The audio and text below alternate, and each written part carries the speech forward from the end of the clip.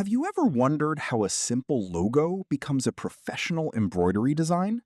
In today's tutorial, I'll show you the complete digitizing process of this clean USA logo, from setting up the artwork to creating smooth satin stitches, perfect underlay, and a high-quality embroidery-ready file. Whether you're a beginner or an experienced digitizer, you'll learn practical techniques to improve stitch quality and achieve professional results. So stay with me until the end, and let's start digitizing this design step by step.